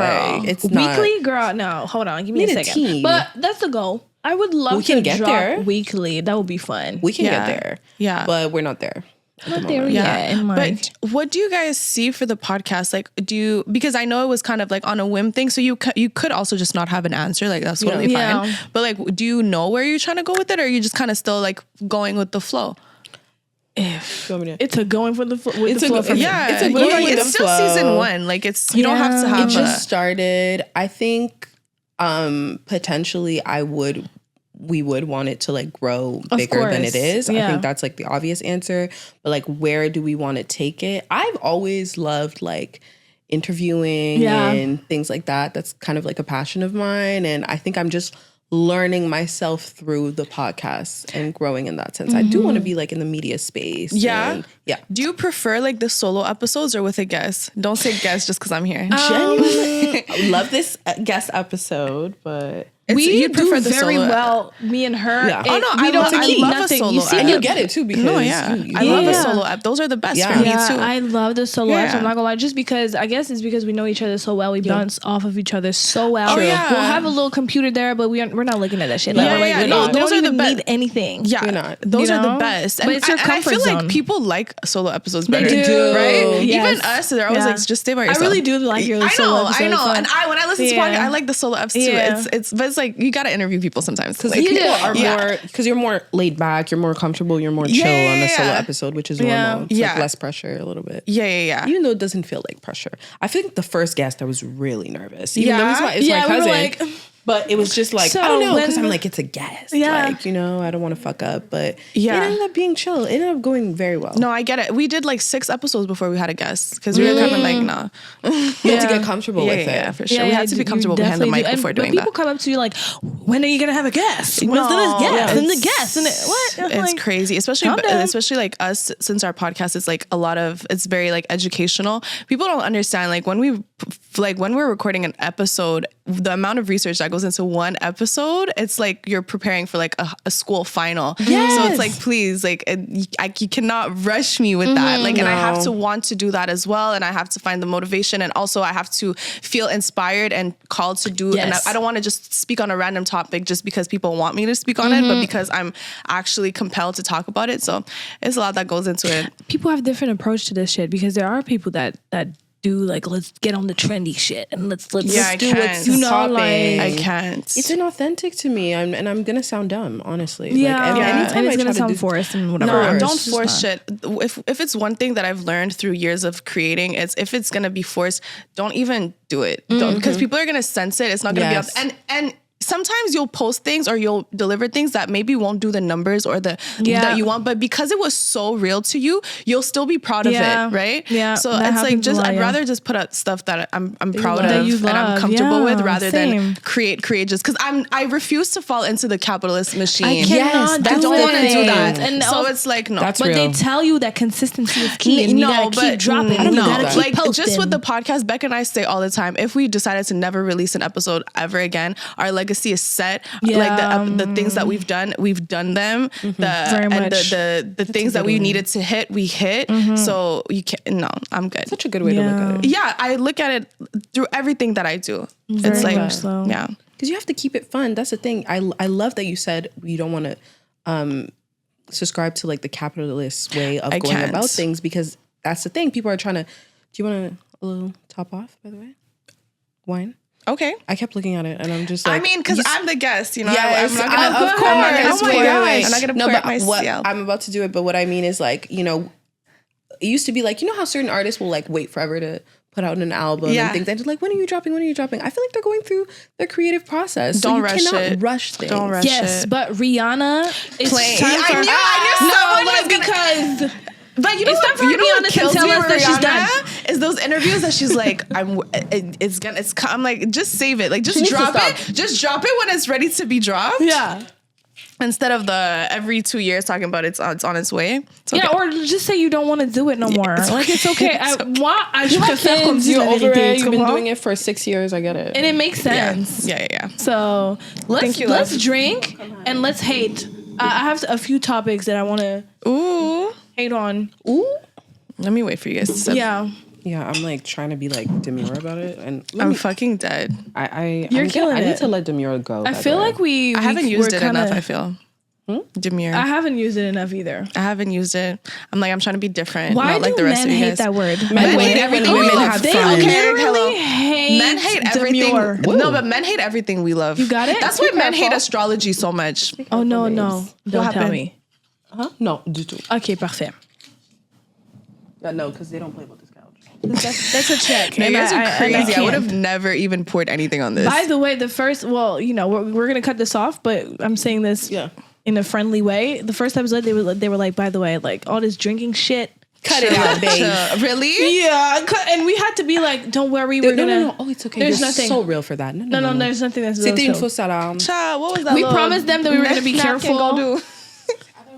No. Okay, no. Thank you, baby. Thank you. Oh my I gosh. appreciate it. Real one. I love this little. First of all, we didn't even cheers. Yeah, oh my let's God, do a cheers. cheers. Like so weird for that. Yeah. He's like in another country. Cheers to the pod. Cheers. Love it. Girl, let's get to hating. I have a question for you. Oh, okay. Go ahead. Okay. Love to see it. Yes. Okay. Yeah. Let's take a little. Kayla, do you want to start with your possibly hating question, or should I go? I do. Go ahead. And it's Hit been brought us. up before, but I have some thoughts on it. And I want This to is hear like a yours. viewer's question? Yes. Or just, okay. So we have a question. Okay. We get questions and then we pick the ones we want to bring up on the pod. So how am I hating if I don't think family channels should exist? No, you're not hating. And why do you feel that way? Like family channels, like kids and shit? Yeah, like you know that's the whole like Bro, thing. the thing, you know what? I'm going to sound hypocritical because like I low-key be like, there's some families that I'm like, damn, I love y'all so I know, much. me too. I love the I love kiddos. But if the kids can't consent to this shit. No. They cannot consent to it. So, and the thing is like these families are making big bank on these kids. And it's like, you know, we talk about child labor laws and all of that is like, how does that apply? These kids are working. Like the kid will do something and that video goes super viral and you're making bank off of your kid. Yes. Your kid has no way to consent to this. And sometimes they kind of go overboard by sharing like very private details about the kid. Like, they're potty training now. And it's like, but your kid is going to grow up and their digital footprint is already out and they haven't even like hit puberty yet. And then once they're grown and they go to school, then what, like their teachers will be like, oh, I used to watch your videos when you were potty training. And why were you watching that, babes? Or the episode, you know what I mean? do you guys remember Keeping Up with the Kardashian when Kylie, I don't know if it was Kylie or Kendall, and she was like, why are they talking about me having my period? Like it's weird. It's weird. It's so insane. It's fucking insane, and it's kind of like okay. And we're in an age right now where like kids that did grow up on those family channels are getting older and are talking about it. And right. I think there was a story about this like 17-year-old girl that her family was like OG, like on like Yahoo, like so, like family shit. Doing that. Yeah. And she's had people stalk her, find her, tell her, I've been following you since you were a little girl, when you first started to walk, and I think you're gorgeous. And she is 17 now and looking at this and it's like, I never asked for this. No. Like, what if you grow up to be like the most private person ever? And it's like, well, we know who you are. Like I'd read comments sometimes of people being like, oh my God, if I could babysit these kids, or like, oh my God, like, what? It's like the parasocial relationships go crazy. It's so weird, and having like an adult as a kid, an adult seeing you in public and being like, I love you so much. Like, Yeah. oh my God, say hi. Oh my It's like, what's the difference between that and like being a child actor? It's like, it's the kid, but child actors had to abide by child labor laws, but like this doesn't really apply to like the influencer world. It's like a loophole a little bit. No, I think you're not hating if you think that's weird. I think that's weird as fuck. Unfortunately, there are some families that still have me in a chokehold, but Me too. right? Especially the ones on TikTok right now. Who? What's Truth in Oakland? Yes. Oh my God. Why is everybody watching them? Yeah. We're sick. No, I love little them babies. so We're much. sick. Yeah. But I they're could adorable. see- They're 4 now. they I'm really so are obsessed. adorable. No, but it's Like, what are we so, don't try to understand us because. But then you have, the. you won't. Yeah, no. it's a problem though. Yeah. Shit is weird. Yeah. I don't Do you think guys you're think if you hating. have kids, would you post them online? No. No. I have a little sister who's 8 that I always bring up. She's 9. Oh, she's 9 now. Is she? Yeah, she's 9. My other sister is there too. And I don't post her like on public ever. I just don't feel Kayla don't comfortable. play by her little Oh, you don't sister. play about No, I don't Sissy. play. I don't play that. You don't play about because Sissy. She's a little girl, and I just think like there's it's sad, but there's so many weirdos online, and like I don't want to think negatively. But I just don't want people to. I don't want to open up the floor for people to comment on her. Like I also now we do the podcast. We're like more public. I'm not comfortable. I don't even that's post my private. brother and he's 23. That's how much I I protect. don't post my parents or nothing. Like everybody's like Happy Mother's Day, Happy, and they Yeah, swear I you're like my like parents, but I near. love them so much. You're They're good. very private people. Yeah. They don't do you're the good. internet stuff. I'm not gonna post them. But I love it. Respect the consent, you know? But that's the thing, these little kids can't consent They at can't all. consent. That's what I can't. don't like about it. And it's like, But I love a little family picture. I feel I like love I it. might post a little family picture on Instagram when I get, because I can't wait to have kids. Like I'm really Oh, yeah? one of that You want to girl, be a right? mommy? Yeah. yeah, like I don't think about nothing but having kids. Like no Really? marriage stuff. I mean, I think about marriage and stuff, but I'm more excited about Have being you a always mom. been like that? No, not at It's all. recently? It's like the last 3 years. Yeah. I'm like, people having kids, and I'm like, wow, Really? can't wait. So I love like, that for you. That hasn't hit me yet. I wonder if it's ever going to hit me. It's fine.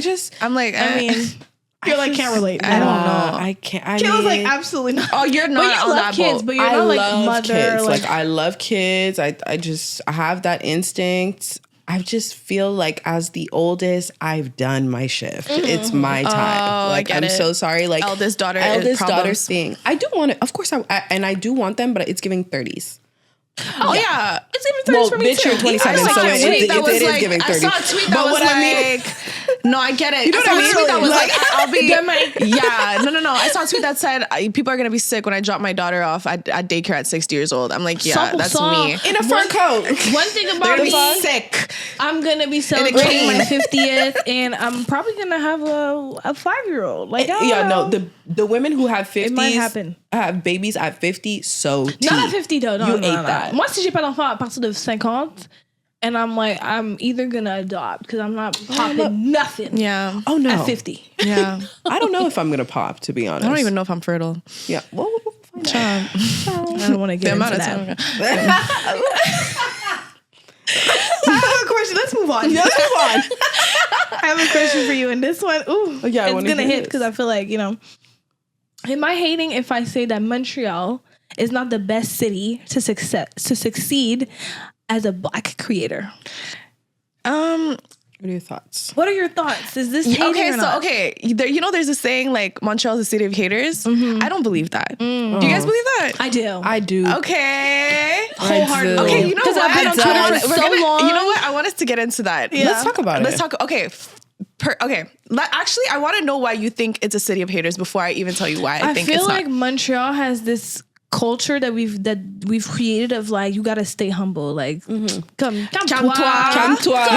Reposer. Yeah, you're doing a lot, you're Yeah. doing too much, who do you think you are? Yeah. As much as we do celebrate each other, and I'm saying that because I've been on Twitter for so long, I've seen how nasty it gets. Yeah.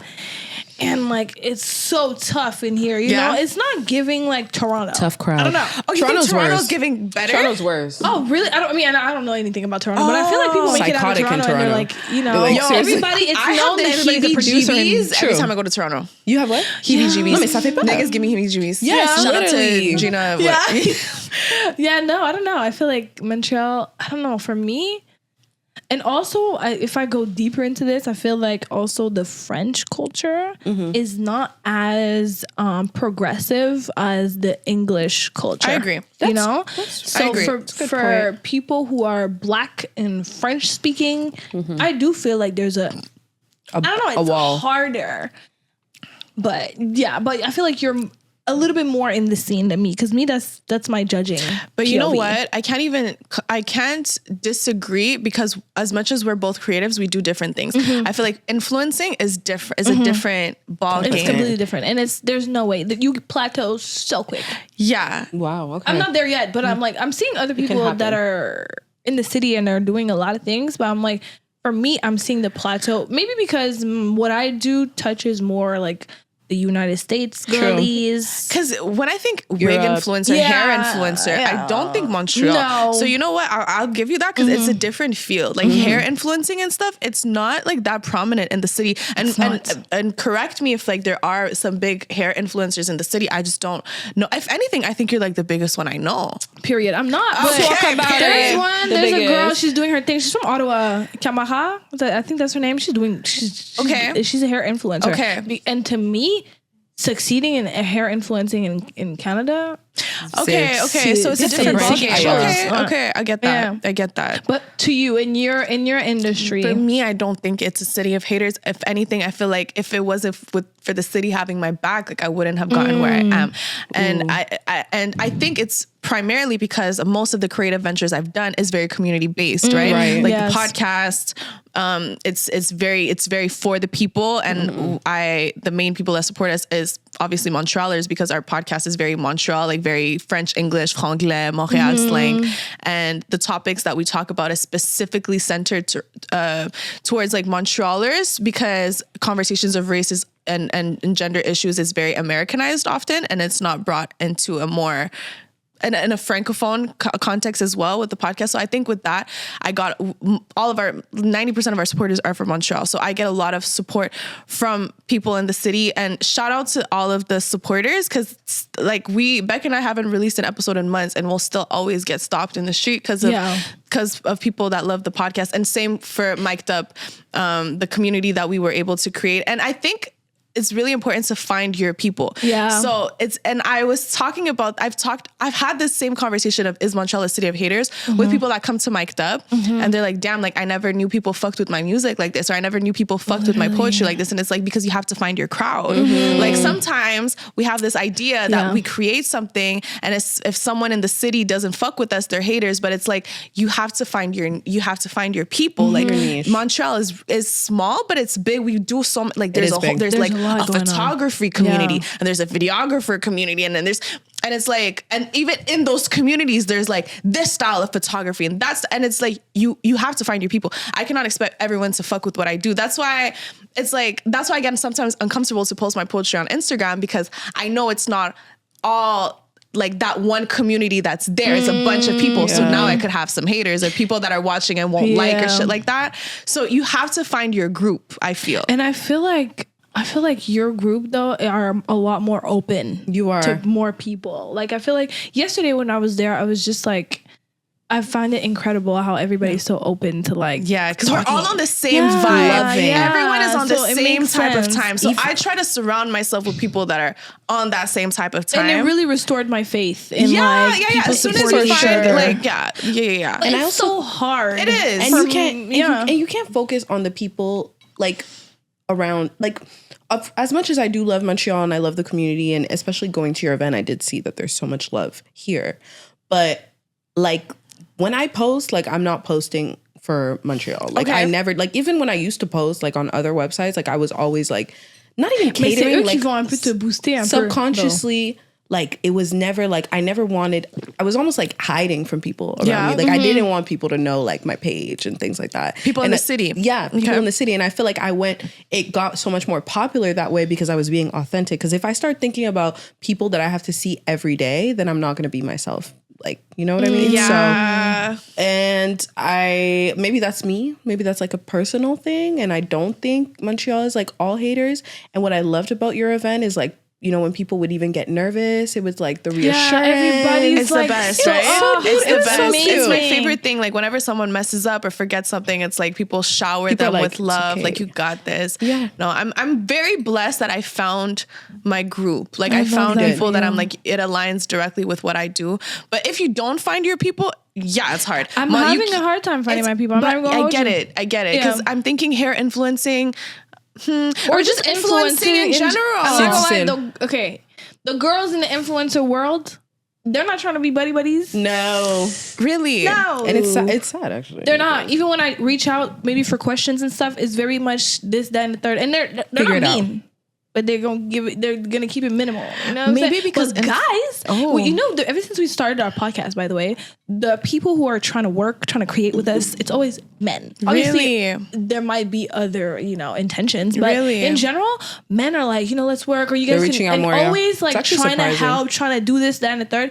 And the girls, they're not really. I think maybe because influencing is such a like individualistic thing, and it's like, bitch, you're not about to take my deal. Yeah, and it's also maybe threatening. It really is that. And also, men, I want you to know we still don't like you. We're just saying in this context, you guys are getting followers. Let's not do the most. Just kidding, but yeah, I mean, you know.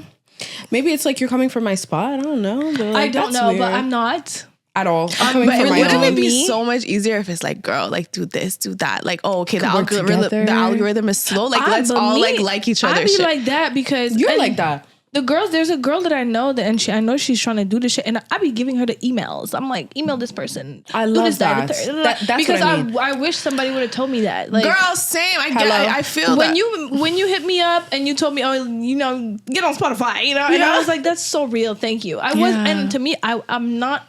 It's to the point where I don't expect people to do that. I don't. Yeah. I'm having a hard time reaching out to because I don't want to reach out to niggas. No. I want to reach out to other Oh my God, women. I'd rather. Dying. But I'm scared. It's hard. I'm scared of Sometimes the you do have girlies. to reach out to niggas, especially me, like doing the whole like music shit. I have to reach out to niggas and be like, oh, like you're a producer, like, hey. And they're helping. Like they're like actually doing Yeah. what They're they're very supposed to helpful. do. Yeah. I think it's also the work thing. They respect like the fact that you're doing your They do. own thing, and it's like I don't know. Yeah. All of a sudden they don't see you as a broad no Yeah, more. not You're broad. working. I'm sorry. You'd be surprised. Yeah. No, but you'd be You're not a surprised. bird no more 'cause you're but deadass, working. you would be surprised. Niggas will be moving on the most professional shit, and then Yes. without you even noticing, they'll try Switch to up on you. Yeah, I haven't had that. Try to do something? yet. Try to do something. That's Girl, crazy. I'm like, you this be is in a the studio Wendy's. pushing people back. I No. mean, Back up. Back up. Yeah. Like no, I don't want tequila shots. Like no. like we're working. Okay, I might girl, take we a don't tequila talk shot. after. We don't have to talk. Niggas trying to get me drunk. Girl. I'm like, let's not. No. No, but oh my gosh. So those were our questions. Those were our two little questions. Do you have any hating take? Yeah.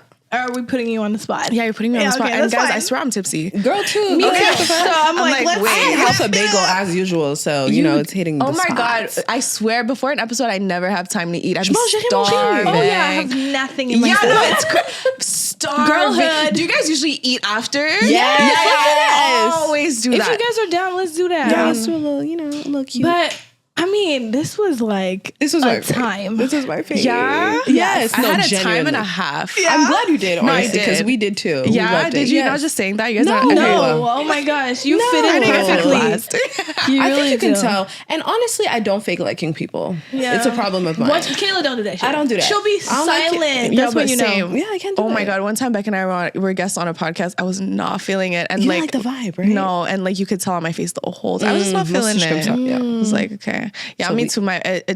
But energy doesn't lie. You Energy know? doesn't Absolutely. lie, and we genuinely have loved having you. Yeah. Thank you. Such a good Thank you. I episode. really love what you guys are doing. I hope you guys keep doing this. It's isn't it fun though? Like Love It's- it. it's the fun. And like best. like Fulfilling. I have a podcast. Like it's fun. Yeah, I literally have a podcast. Like, yeah, I have a I podcast. love saying that. Yeah, no, it's a blast. Yeah. I love that for you guys. Yes. Truly, And and you guys thank are good at what you. you do. So Feels keep like our doing that. calling, Thank you for honestly. supporting Of and course. being Thank so you, babe. genuine and being real. Like I Yeah. feel like you also are someone that don't say shit just to say it. Yeah, no, I You won't. mean what Yeah. you say. Yeah, Yeah. for sure. No, I love what you guys do. Keep doing it, and don't feel pressured to like release. Do Mm-hmm. it how you feel, because it's when you feel it that it's genuine and it's real. Like this episode is the bomb. Thebomb.com. Yeah, it will. Yeah. And where can we follow you? Follow me everywhere. I'd call her Titi, and follow me Actually, follow me everywhere and keep on the lookout because I'm in the studio recording my spoken word EP. So yeah. Yes, so happening. excited for that. Yeah. And this was episode 9. Episode 9. Don't forget to follow us at Possibly Hating Pod on Instagram as well as TikTok. We're going to be posting clips and things like that. Same on YouTube. Subscribe and like. Subscribe, comment, tell us what you thought about this episode. Yes, give us your thoughts, You honestly. know, your Love it. hating takes, all of that. Show the girls love. Yes. Absolutely.